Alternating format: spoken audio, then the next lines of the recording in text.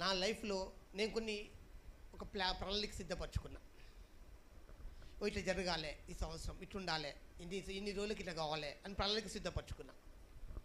అది అయినట్టు జరగబోయేసరికి నాకు అంత కృంగుదల ప్రారంభమైంది, మనం అనుకున్నట్టుగా కాలేకపోయేసరికి. అందుకే మనం ఏం చేయాలంటే, మనం అనుకున్నట్టుగా మన ఆలోచనలకు దేవుని ఆలోచనలకు వేరుగా ఉంటాయి.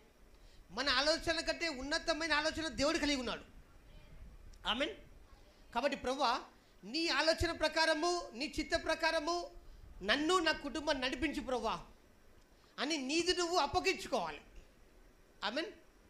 అప్పగించుకొని అవసరమైతే నువ్వు ఉపవాసం చేయి, అవసరం ప్రార్థన చేయి, దేవునిలో గడుపు.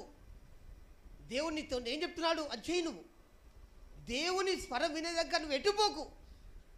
ఆమేన్. అప్పుడు నీ జీవితం సులభంగా